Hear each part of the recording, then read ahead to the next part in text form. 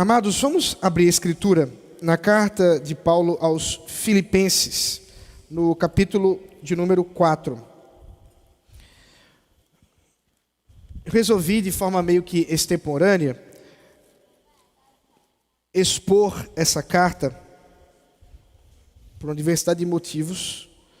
E hoje nós vamos terminar essa pequena carta que Paulo escreve aos amados irmãos da cidade de Filipos.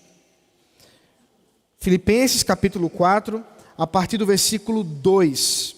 Peço que você acompanhe comigo a leitura da palavra do Senhor.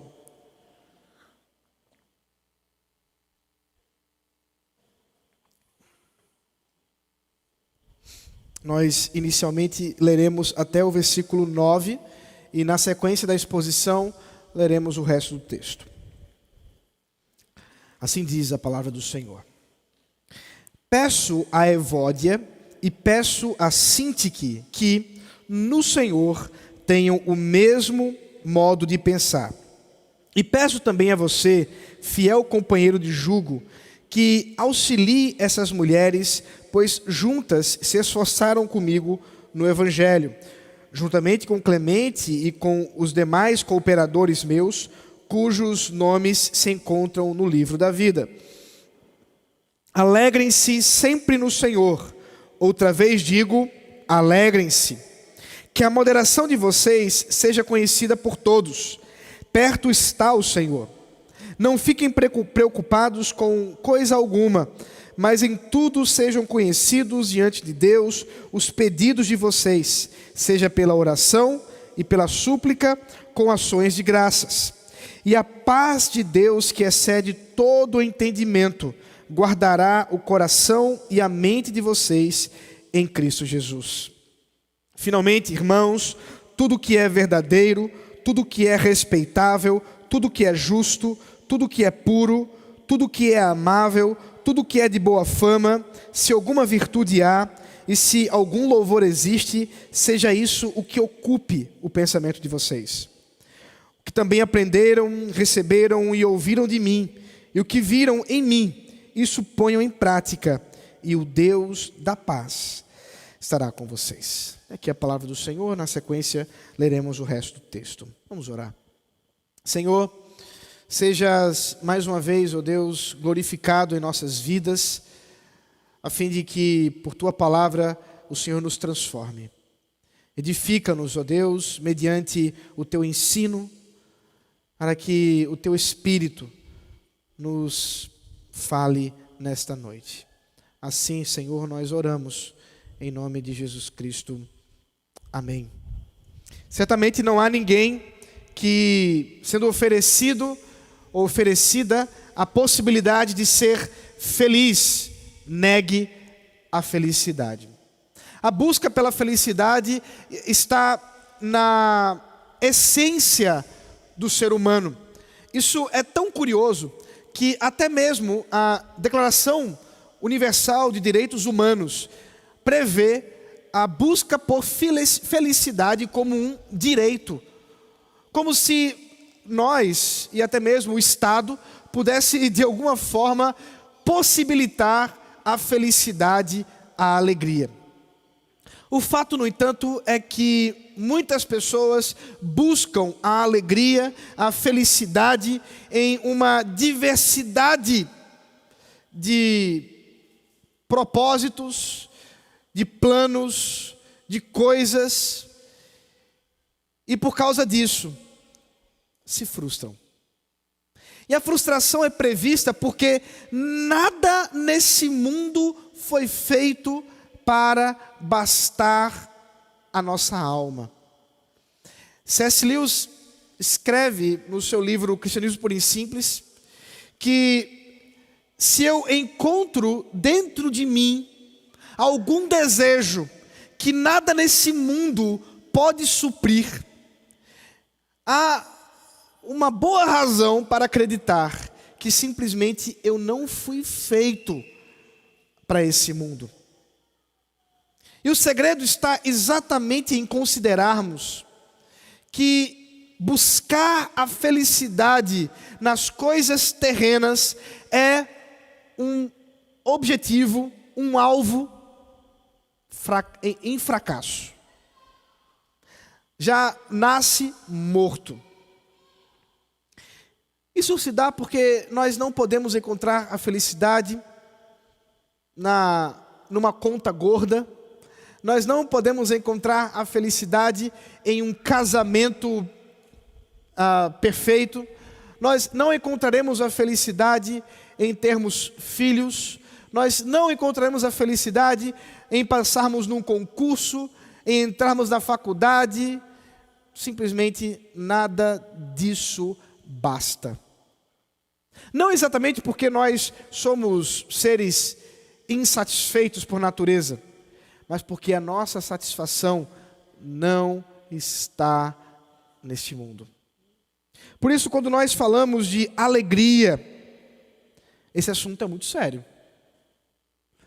Na história da humanidade, um dos temas mais recorrentes dos pensadores, dos filósofos, era dissertar sobre como alguém pode obter a alegria. Durante a história da humanidade, nós vemos uma diversidade de termos para isso. Alguns chamavam de ataraxia, o fato de você não ser afetado pelas coisas das emoções ou das coisas terrenas. Aristóteles já chamava de eudaimonia, você ter uma boa alma interna, um bom estágio de alma. A Bíblia chama de bem-aventurança, de um estágio de se encontrar em contentamento com Cristo, com o seu reino, e essa paz subsequente a essa verdade. Ao tratarmos do final da carta de Paulo aos Filipenses, nós temos de tratar da alegria. Agora, não pelos olhos terrenos, humanos, mas por meio das lentes da palavra do Senhor. A alegria, por exemplo, pode estar em exortação, contanto que ela seja fundamentada na palavra de Deus. É curioso pensarmos no caso específico que acabamos de ler. Aparentemente, a igreja em Filipos estava passando por um problema grave de briga. Uma disputa se estabeleceu entre duas mulheres. Nós não sabemos muita coisa sobre elas, a não ser que o próprio apóstolo Paulo testemunha em favor delas como cooperadoras do seu próprio ministério. Alguns dizem que uma era regente do coral e a outra presidente da SAF. Como aqui na igreja nós não temos nem coral nem SAF, então fica difícil até ilustrar o problema, né? Mas o fato é que essas duas mulheres estavam em constante luta, a ponto do apóstolo Paulo gastar papel, né, por assim dizer, para falar desse assunto. Entendam, meus irmãos, não há nada aleatório numa carta escrita pelo apóstolo Paulo. Não haveria nada aleatório numa carta escrita por ninguém no primeiro século, considerando a dificuldade que era preparar um papiro. Mas especificamente, alguém cheio do Espírito Santo, inspirado por Deus, escrever sobre esse assunto e, por assim dizer, eternizar a briga dessas duas mulheres, certamente é para que a gente aprenda alguma coisa. Eu não gostaria de ter meu nome exposto dessa forma como Paulo expôs, mas ele fez. E fez pelo Espírito Santo, porque sabia que era necessário expor publicamente o pecado delas. Aqui nós aprendemos que às vezes é assim que Deus vai tratar com a igreja. A disputa dessas duas mulheres se dava por causa de uma presença forte. Elas estavam ali cooperavam com Paulo, e agora o próprio Epafrodito tinha a missão de não só levar a carta, mas também de pacificar a situação dessas duas mulheres. E o apelo de Paulo é para que elas, em exortação do Espírito Santo, sejam unidas, tenham o mesmo modo de pensar. E os irmãos que têm acompanhado a série de exposições já me ouviram falar que essa expressão aqui, ela é importante nessa carta. O apóstolo Paulo já usou essa mesma ideia, o mesmo modo de pensar, outras vezes na carta. O modo de pensar não é simplesmente um ato interno, mas se estabelece externamente também. A ideia aqui de Paulo é que elas devem procurar juntas o mesmo propósito, o mesmo alvo. Não sabemos o que as fez brigar, mas sabemos que elas deveriam juntas serem cooperadoras. Isso porque elas, como crentes no Senhor Jesus Cristo, não poderiam, de modo algum, vivenciar uma divisão. E meus irmãos, aqui está o primeiro ponto que precisamos trabalhar. Neste mundo quebrado, enfrentaremos desafios nos relacionamentos. E isso muitas vezes traz tristeza. Quantas vezes nós nos encontramos entristecidos por causa de um relacionamento que foi quebrado, por causa de uma situação que foi uma palavra que foi dita, alguma coisa que foi atravessada, e então, agora, motivos de desunião, aquele irmão, aquela irmã não fala mais com você, se vira. Mas isso não está naquilo que o Senhor nos permite fazer e crer. Por isso é necessário que, como fiéis ao Senhor, essas mulheres se ajudassem. Epafrodito tinha, portanto, essa missão de exortar em amor.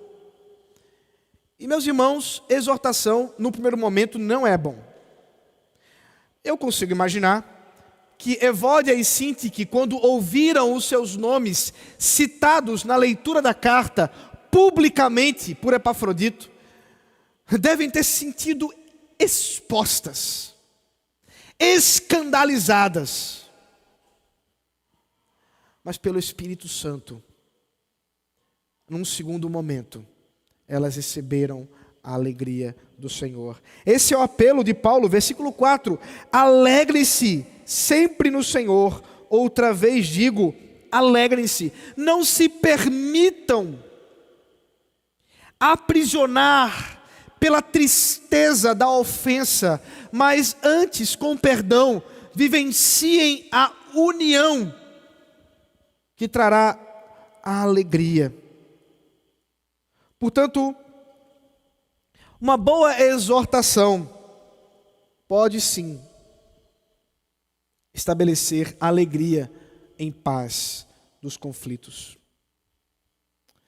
O texto continua e agora uma outra questão é trazida que também se envolve numa dura exortação de Paulo. A partir do versículo 4, melhor dizendo, do versículo 5, Paulo se direciona a todos dizendo que a moderação de vocês seja conhecida por todos. Perto está o Senhor. Não fiquem preocupados com coisa alguma. Os tradutores da Nova Almeida Atualizada preferiram usar a palavra preocupação para traduzir o termo grego, que durante boa parte da história da igreja foi traduzido como ansiedade. Eu consigo imaginar por que esses irmãos fizeram isso. Certamente porque hoje já reconhecemos que há nessa terminologia uma associação a doenças de ordem mental. A ansiedade que é diagnosticada dentro de uma estrutura da psicologia moderna. No entanto, meus irmãos, eu quero desafiá-los a ver além disso. Vivemos numa sociedade extremamente psicologizada, que usa termos para diminuir as nossas responsabilidades sobre as coisas. E contra isso precisamos nos levantar para que possamos assumir o direcionamento de Cristo em nossa vida. Deixe-me dar um exemplo para ilustrar o que eu estou dizendo. É comum pessoas atribuírem, por exemplo, a certos comportamentos inadequados, como pessoas que, por exemplo, são viciadas. E quando você diz, aquela pessoa ela é viciada em álcool, ela é viciada em drogas, automaticamente você parece ajustar aquele termo a alguma coisa da ordem do descontrole, da perda de autonomia. E autonomia aqui no sentido de ação de si mesmo. Ontem, conversando com um irmão, eu pude lembrá-lo de que, diferente do que o mundo apregoa, nós somos responsáveis pelas nossas ações. Ele estava muito preocupado porque se sentia culpado por uma situação com o seu filho. Eu pude lembrá-lo que mesmo diante de situações de nossa história, de traumas, de ofensas que nós sofremos, nós não podemos nos retirar completamente de nossa responsabilidade das nossas ações. Entenda, eu não, de modo algum, estou minimizando o sofrimento, mas eu quero lembrar a cada um de nós que nós precisamos assumir os nossos pecados, as nossas condutas. Uma outra ilustração pode ajudar o que eu estou querendo dizer. E eu preciso ser o mais claro possível. Numa situação, muitas vezes, de discussão entre o marido e sua esposa, é comum que palavras sejam ditas e depois o arrependimento vem. E uma desculpa esfarrapada geralmente acontece. Desculpa, eu estava de cabeça quente. Meus queridos, por enquanto a OMS e o DSM ainda não estabeleceram cabeça quente como um diagnóstico formal de doenças mentais. Mas eu não duvido que isso venha a acontecer. Então, antes que aconteça, deixa eu lhe dizer uma coisa. Cabeça quente não justifica seus pecados. Porque antes da cabeça esquentar, você se permitiu que ela esquentasse. Meus irmãos, nós precisamos considerar que as preocupações que travam a nossa vida, a ansiedade que nos escraviza e nos prende como se estivéssemos fincados com raízes e não conseguimos dar mais nenhum passo, está muitas vezes associada a uma profunda incredulidade da bondade do Senhor. E veja, eu não acho que simplesmente é um ato de declaração de que o Senhor é bom que vai fazer com que você desraize, né? Que você consiga retirar as suas pernas da situação muitas vezes que você se encontra. A ansiedade já é considerada como o mal do século. Trabalhando em escola, como eu tenho feito, eu tenho visto cada vez mais cedo jovens, crianças, adolescentes, em tratamentos medicamentosos para cuidar de suas ansiedades, muitas vezes os impedindo de fazer uma simples prova. Não conseguem. Estão travados.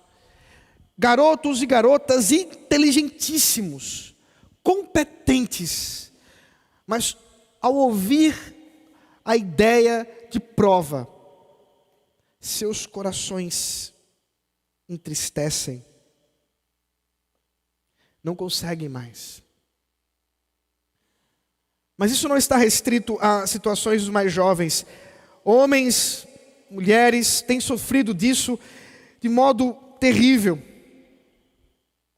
E meus irmãos, o apóstolo Paulo, escrevendo àquela igreja em Filipos, dá-nos aqui um caminho a seguir. Nos tempos de Paulo não havia ansiolítico. Como eu já expliquei expondo Timóteo, o máximo que poderia acontecer é Paulo recomendando vinho ao invés de água.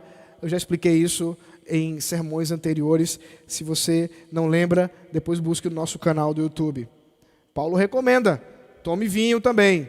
A água não está sendo suficiente para você lidar com os problemas que estão lhe acontecendo. Mas nós não somos chamados a depositarmos a nossa confiança num diagnóstico psiquiátrico, num diagnóstico medicamentoso. E eu não estou dizendo que você deva abandonar os remédios do dia para a noite. Eu só estou dizendo que ali não está a solução da sua vida, a qual você deposita a confiança como se num ajuste hormonal, num ajuste, num equilíbrio, você simplesmente resolverá todos os problemas da sua vida. Isso simplesmente não será verdade, porque não há comprimido que resolva as suas dívidas. Não há comprimido que resolva o seu problema com o seu pai, com sua mãe. Não há comprimido que resolva a situação que você tem passado com o seu cônjuge. Não há comprimido que resolva a situação que você tem passado com os seus filhos, que tem lhe trazido tanta amargura. Não há como você simplesmente tomar um comprimido e pronto, resolveu. Não é assim. O máximo que medicamentos poderão lhe fazer, e que em certos momentos poderão ser até mesmo recomendáveis, de fato, é lhe dar serenidade para enfrentar as situações. Mas enfrentar as situações necessariamente levará você a considerar esse texto. Portanto, tendo feito todo esse preâmbulo, toda essa introdução, vamos ler novamente o versículo 5. Que a moderação de vocês seja conhecida por todos. Perto está o Senhor. Não fiquem ansiosos, preocupados com coisa alguma, mas em tudo sejam conhecidos diante de Deus os pedidos de vocês, pela oração e pela súplica com ações de graça. Amados irmãos, como eu disse antes, oramos pouco. Muitas vezes nós temos uma facilidade de buscarmos eu ia falar lista telefônica, né? Que absurdo eu falar isso, né? Lista telefônica, rapaz, os anos 90 mandou um abraço. Muitas vezes nós buscamos no Google qual seria o psicólogo mais próximo de casa para que a gente possa ser ouvido, porque tudo o que nós precisamos é desabafar. Precisamos que alguém nos escute, porque parece que no meio de um turbilhão de coisas que estão acontecendo, nós não conseguimos mais nos ouvir e precisamos que alguém nos ouça. Eu quero dizer para você nessa noite que a primeira pessoa que tem que te ouvir é Deus.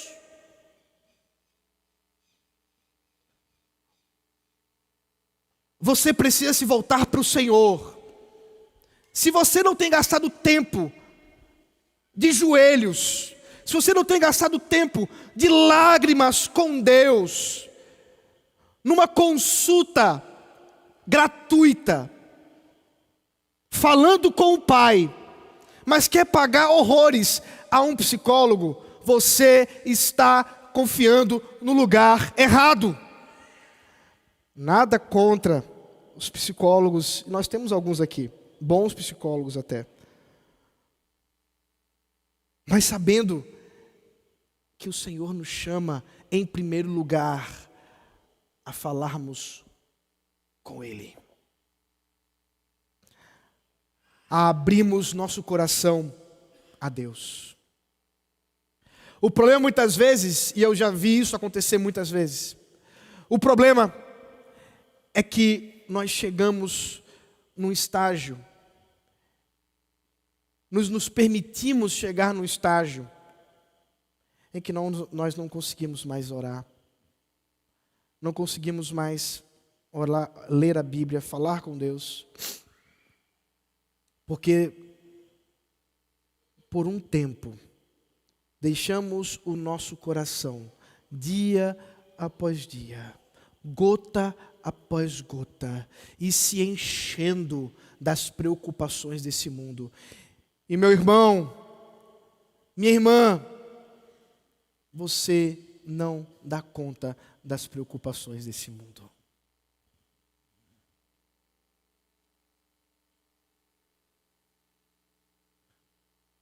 Você não foi chamado para fazer o trabalho daquele personagem mítico grego, que eu esqueci o nome dele agora, que tem que levar nos seus ombros o mundo inteiro. Isso não é a obra que o Senhor te chamou a fazer. O seu trabalho é orar. O texto nos fala que com súplicas e orações.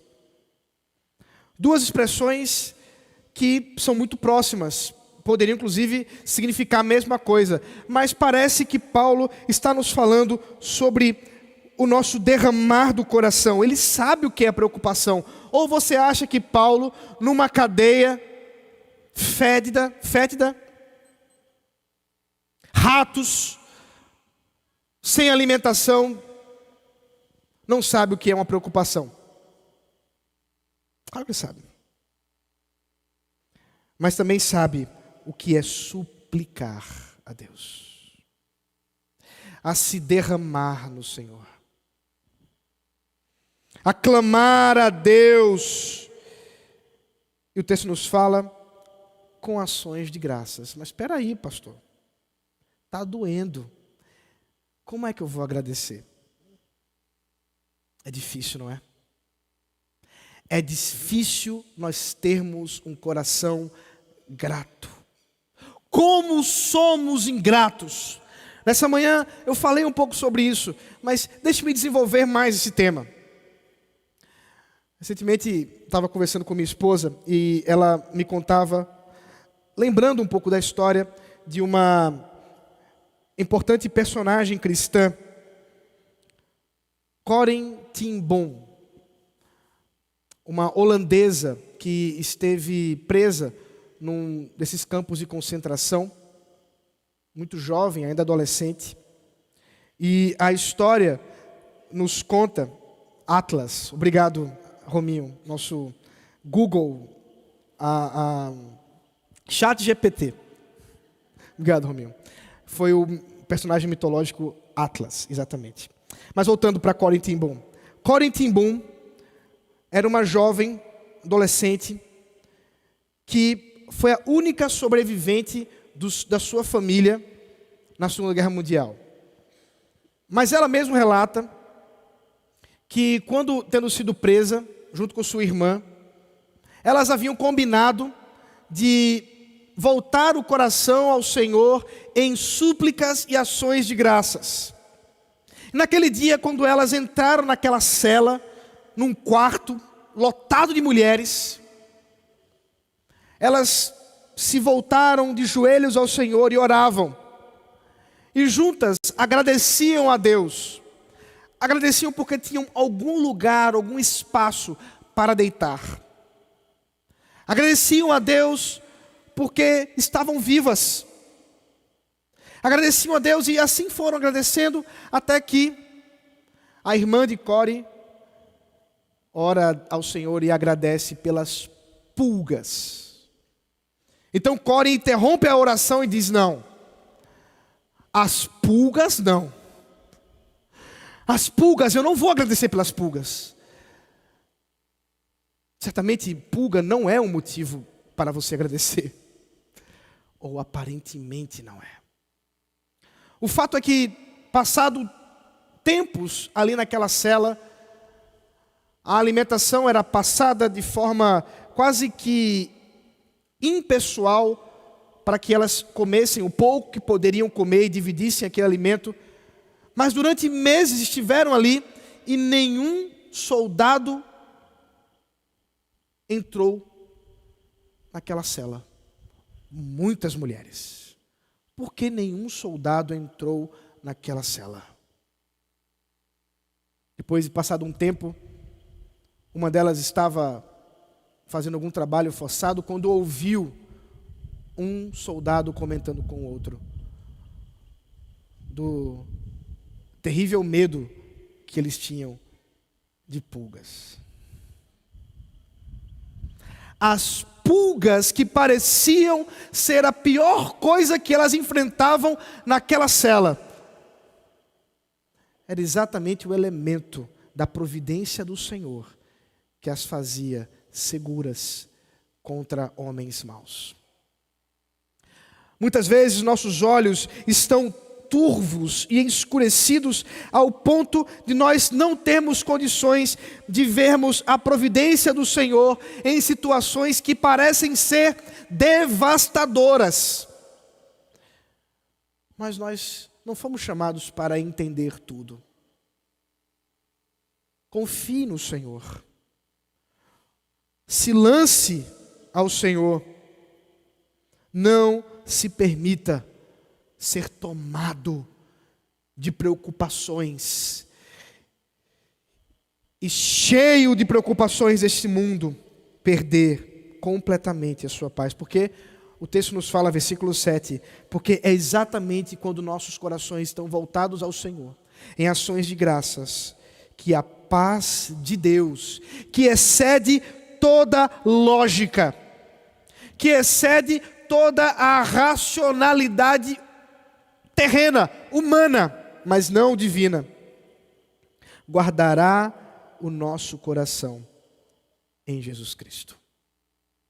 Sermos guardados em Cristo numa paz profunda é de fato obra do Espírito Santo e que está intimamente associada com confiança. Meu irmão, irmã, como está a sua confiança no Senhor? Como está a sua confiança na obra salvadora de Jesus Cristo, que em amor se entregou por nós? E você preocupado com o dia de amanhã? O dia de amanhã é do Senhor. O dia de amanhã está nos planos maravilhosos do Deus de amor. Não desconfie do seu amor. Não desconfie da sua graça. Mas se entregue completamente a Ele. O texto continua e nos diz o que deveríamos encher o nosso coração. Portanto, ao invés de nos devotarmos a preocupações, ao nos devotarmos aos problemas, antes, diz o texto, deveríamos nos encher de tudo que é respeitável, tudo que é justo, tudo que é puro, tudo que é amável, tudo que é de boa fama, tudo que há louvor. Seja exatamente isso que ocupe o nosso pensamento, diz Paulo. Aqui nós lembramos que todo imperativo, todo mandamento da palavra de Deus está associado também, não só de modo negativo, mas também positivo. Isto é, nós não podemos simplesmente retirarmos alguma coisa e não colocarmos nada no lugar. Eu não posso simplesmente dizer, você pare de viver ansioso. Eu tenho que dizer, ao invés de ansiedade, coloque justiça. Coloque a bondade de Deus. Coloque as obras do Senhor na sua vida. Crie um hábito, dia após dia, de se alimentar de boas novas. E não somente das más notícias que você enxerga neste mundo quebrado. Más notícias podem nos arrasar, mas boa notícia do Evangelho nos salva, nos redime, nos tira da lama. Amados, nós somos chamados a crer, nós somos chamados a confiar. Não há outro meio de sermos felizes senão confiarmos no Senhor. Não há outra forma de encontrarmos total paz senão na confiança do Senhor. Finalmente o texto conclui, a partir do versículo 10, eu passo a ler, os irmãos acompanhem comigo, eu vou ser mais rápido. Fiquei muito alegre no Senhor, porque agora, uma vez mais, renasceu o cuidado que vocês têm por mim. Na verdade, vocês já tinham esse cuidado antes, só que lhes faltava oportunidade. Digo isso não porque esteja necessitado, porque aprendi a viver contente em toda e qualquer situação. Sei o que é passar necessidade e sei também o que é ter em abundância. Aprendi o segredo de toda e qualquer circunstância, tanto de estar alimentado como de ter fome, tanto de ter em abundância como de passar necessidade. Tudo posso naquele que me fortalece. No entanto, vocês fizeram bem, associando-se comigo nas aflições.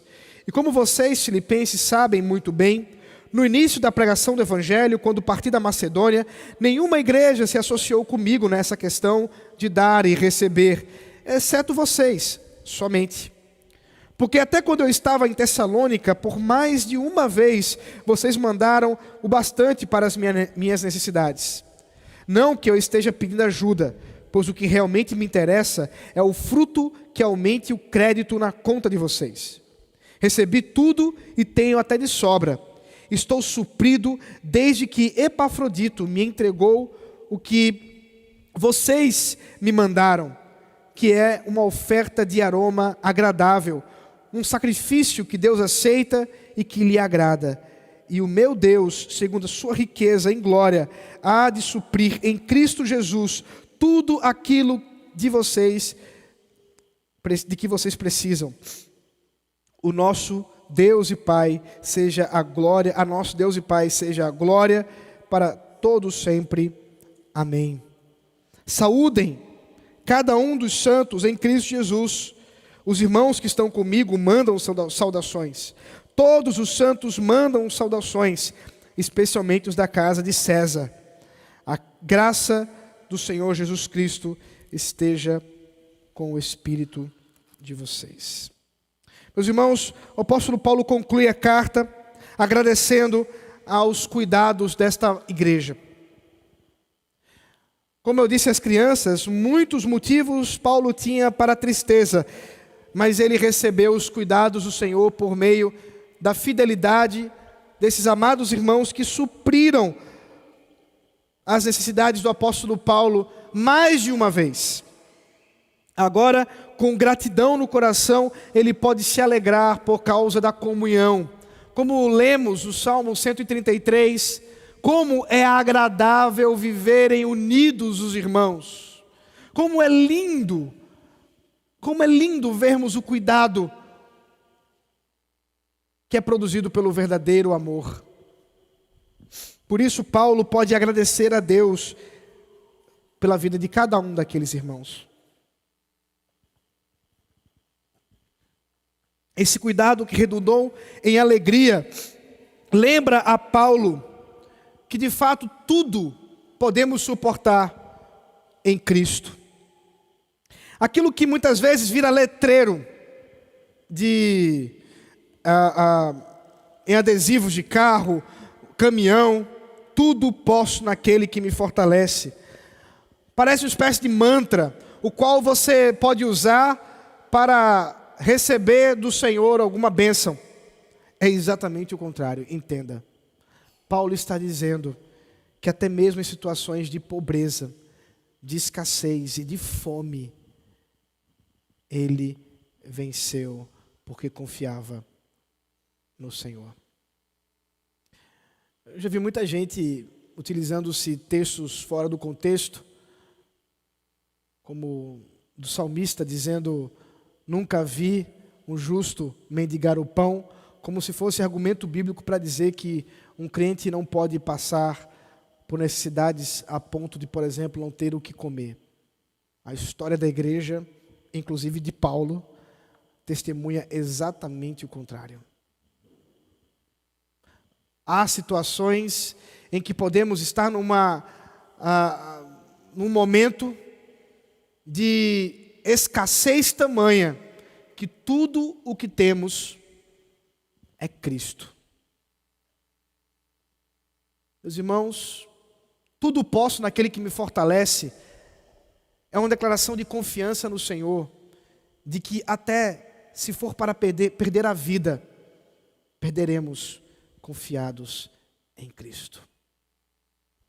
Talvez seja pelo poder da espada estatal, talvez seja numa noite escura por causa de um assalto, talvez por causa de um câncer, talvez por diversos outros motivos. Mas nós não tememos a morte, a escassez, o sofrimento, porque tudo podemos naquele que nos fortalece. Em tudo Cristo sustentou o seu amado servo Paulo. Por meio da igreja, ele pôde agradecer ao Senhor pelos cuidados enviados por meio de Epafrodito. Como eu já disse aos irmãos, nos tempos de Paulo, prisão significava aguardar por parte de alguém comida. Ele não tinha como adquirir por si mesmo o seu mantimento, e não teria do Império Romano isso. Foi Filipos, à distância, que enviou mantimentos. Não só naquele momento, mas em outros momentos já tinha feito isso. Quando Paulo vai até, passando a Macedônia, o seu trabalho na Europa, a primeira igreja que supriu as suas necessidades foi exatamente a igreja de Filipos. Meus irmãos, a cooperação de sustento financeiro da igreja para com Paulo é um testemunho da obra de Deus. E aqui nós mais uma vez somos convidados a considerar a responsabilidade da igreja para com aqueles que se dedicam na pregação do Evangelho. Aos missionários, aqueles que são dedicados exclusivamente ao ensino da palavra, como os pastores. Meus irmãos, tudo isso é obra nossa, da igreja. Tudo isso, Paulo enxerga os cuidados do Senhor, e sua alegria é grande. É o Senhor quem tem suprido a vida dele, é o Senhor quem tem suprido a nossa. As saudações finais de Paulo são saudações clássicas, as quais ele roga as bênçãos do Senhor, compartilhando inclusive das saudações que não só dele, mas também de irmãos que estão com ele, como ele mesmo menciona, da casa de César. Há uma boa chance de Paulo estar escrevendo aqui de Roma, eu já disse aos irmãos, e portanto ele estaria falando de irmãos em Cristo, da família do imperador, que conheciam a Cristo e que agora compartilhavam também das alegrias da comunhão. Meus irmãos, viver a vida em comunidade como igreja é insubstituível. Às vezes eu encontro pessoas defendendo essa ideia tola do tal do desigrejado. Que tolice! Não existe crente desigrejado. Crente precisa do corpo, da vida comunitária, da comunhão. A comunhão, meus irmãos, é algo importantíssimo. Compartilhar a nossa vida, abrir o nosso coração e deixarmos ser exortados, de fato nos trará confiança em Deus e alegria. Sermos alvo dos cuidados de irmãos quando precisamos, realmente traz alegria no Senhor. Alegria não é alguma coisa que você possa comprar na feira. Você pode comprar uma coxinha, você pode comprar um pastel, e ainda que isso traga muito prazer, não trará alegria.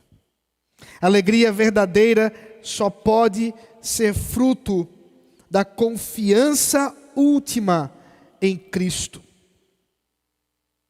Alegria verdadeira é não se bastar com coisas desse mundo, mas saber que em Cristo tudo podemos, porque Ele nos fortalece. Que o Espírito Santo de Deus nos console nessa noite, nos conforte e nos dê pela sua palavra a condição de nessa noite termos paz que excede todo o entendimento e que você saia daqui mais convicto do seu chamado a confiar no Senhor. Vamos orar. Senhor, nós te agradecemos por tua palavra maravilhosa,